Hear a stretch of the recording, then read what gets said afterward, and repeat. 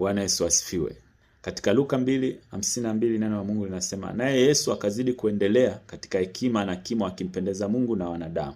And Jesus increased in wisdom and stature and favor with God and men. Neno la Mungu linafundisha habari ya umuhimu katika nafasi. Leo nataka tuzungumze umuhimu katika nafasi. Nafasi iliyopo, ukipoteza umuhimu wako umeipoteza hiyo nafasi. Na umuhimu wa mtu unaonekana katika performance. Ile namna unatenda hiyo kazi, ile namna unasimamia hiyo nafasi, ile namna una implement your knowledge, namna unaachilia ujuzi wako, maarifa yako, namna unazungumza, namna unawasiliana na watu ukiwa kwenye hiyo nafasi. Hiyo inakusababisha uendelee kudumu kwenye hiyo nafasi. Yesu anazungumzwa baada ya kuingia hekaluni akiwa na miaka 12 akafundisha.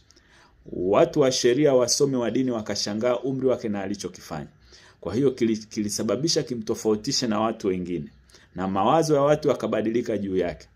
Watu wataanza kukufikiria tofauti baada ya kuona utendaji kazi wako unabadilika kwenye hiyo nafasi ya kazi. Watu wataanza kukuona umuhimu wako kwenye familia, kwenye hiyo ndoa, baada ya utendaji wako wa kazi kubadilika kila siku. Kwa sababu akili ya mwanadamu ilivyoumbwa kila siku iko renewable.